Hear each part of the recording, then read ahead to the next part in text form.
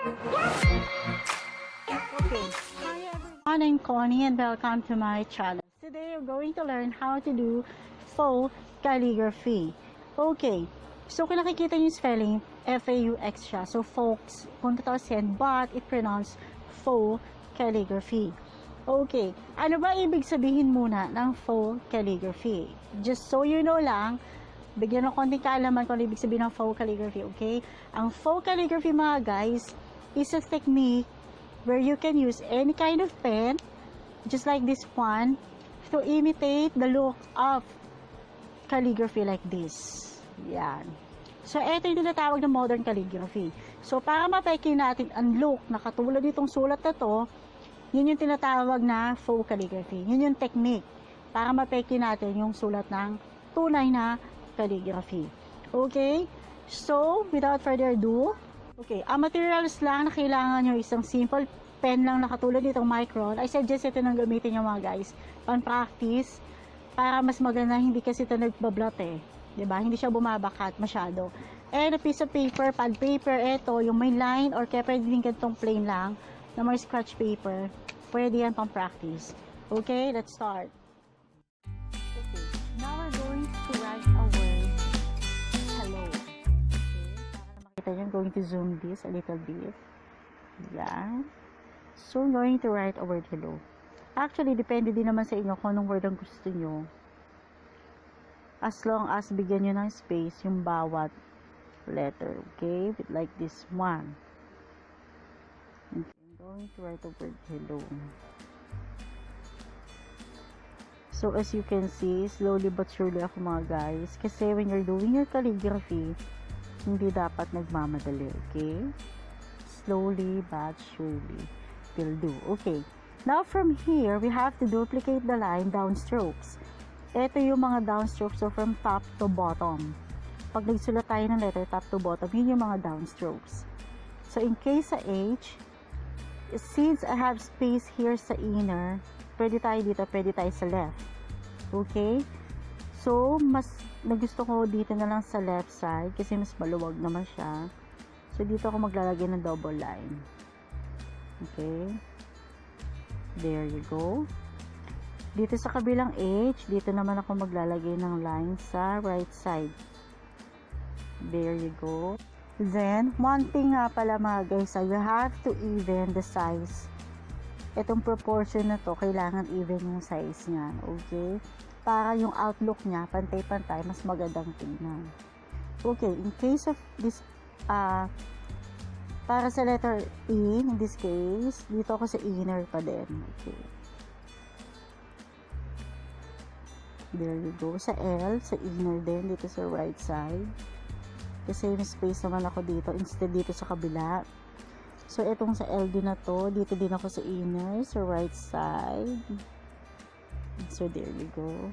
And sa O, meron naman ako konti dito sa labas, ay dito sa loob, dito na ako sa right side. Okay. So, yan. Ngayon, meron na tayong double line. Okay? Nagaya na natin yung double line ng downstrokes. After this, we have to fill this portion. Itong mga to. Yan. Yan. Ito.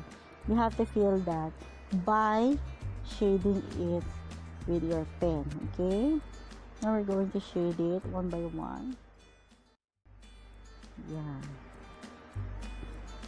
Again, yung calligraphy mga guys, it's a matter of what do you call this, when you're doing it, dapat slowly but surely. Okay,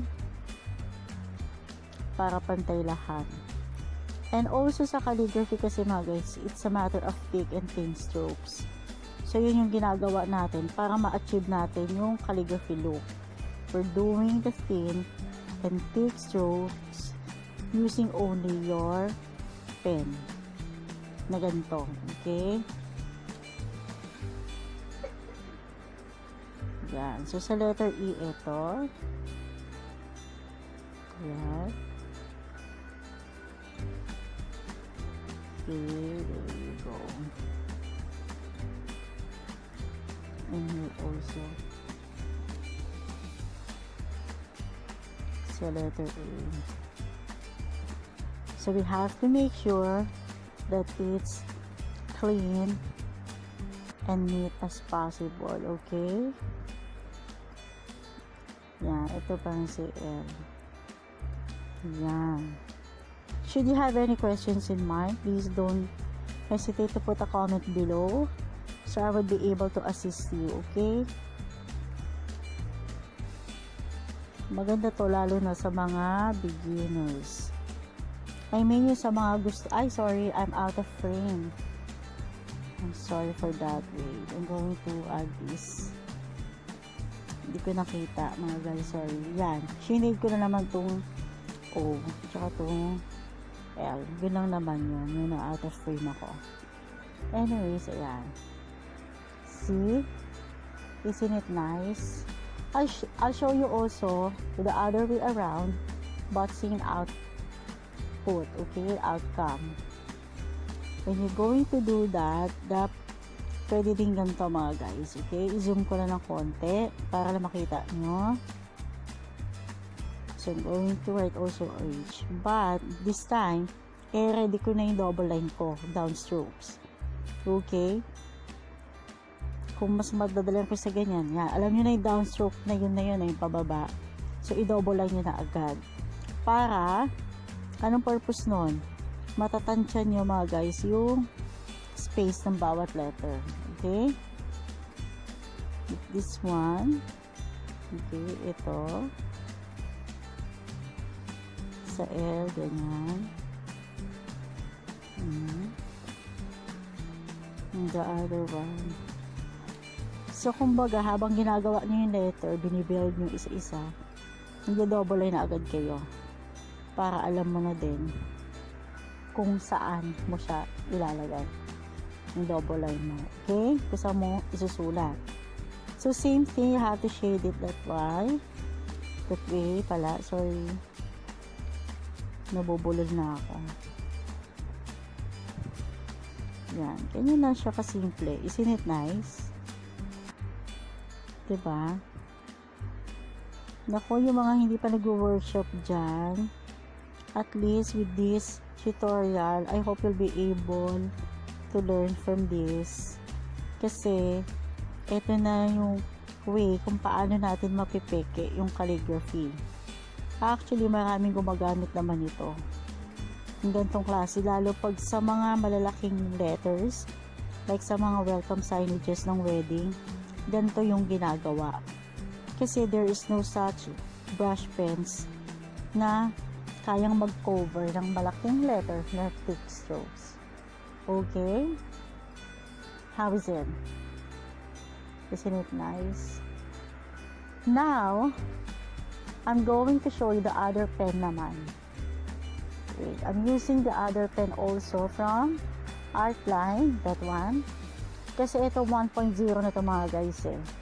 So if you're going to do your calligraphy, hindi mo na kailangan mag-double line ng sobrang makapal. Kasi ito, makapal na siya. Okay? You'll get what I mean later on. I mean, wait, sige, I'll show you. Okay, as I was saying kanina, ito na nga yung gagamitin nating pen ng 1.0. I'll show you the other way around na hindi mo na kailangan masyado mag-double line. Kasi yung mga gantong pen, gantong ink, is medyo makapal na siya. At yung brush, ay yung tip ng pen nito is very fine tip. Kung nakikita nyo mga guys. Okay. I hope you'll be able to see it. There you go. Yan. So, I have already made here edge na ginawa ko. Tutuloy ko na lang siya. Yan. I-zoom ko pa. Okay. Yung H. Okay. Ginawa ko na siya. 1 strokes lang. Okay. Ibig sabihin, isang round pala na surat. Tuloy ko ha. I'm going to write hello. Again. Okay. Para lang makita nyo. Mag-gets nyo yung sinasabi ko. Okay. Sorry. Out of frame na naman ako. Sorry for that. Okay. Now, using this pen, hindi mo na kailangan mag-double line. What you're going to do, zoom ko lang konti pa. You have to, tatapat mo lang ulit siya doon, usog mo na ng konti. Yan. At least hindi ka na mag-shade, hindi ka na mag-feel ng double line mo. igaganyan mo na lang siya, gaganto mo na siya, yan. Dodoblehin mo na lang yung pin stroke, okay? Kumbaga, pinasadahan mo na kanina, papasadahan mo lang ulit, yan. Something like that. There you go. Sa L, ito din. Sa O, ito din. See? Ganun siya ka-easy mga guys. Okay? Gets ba? Kasi pag yun sa kanina, diba? Kapag gumawa ka, not unless lang kung talagang malaki gagawin mo. Ganyan pa yung ginawa mo. Diba? Ganyan. O, i-fill mo pa siya, shade mo pa siya. But, kung malilita naman na word mo, pwede nang isang letter lang, ay isang ganito lang, isang pasada lang, like this one, H, yan, ganito mo lang siya. See, you already have a thick line there. Kung gusto mo pang mas thicken, dagdagan mo lang uli siya, yan, ganyan, at least hindi ka na mag-shade. So yun, depende talaga sa'yo kung paano mo siya gagawin. See? There you go guys. I hope you'll be able to learn something from me. Please don't forget to click subscribe for more upcoming tutorials and videos. And also follow me on Instagram and Facebook. Should you have any other concerns, your comments is greatly appreciated. Okay? So, till next video. Thank you for watching and God bless. Bye!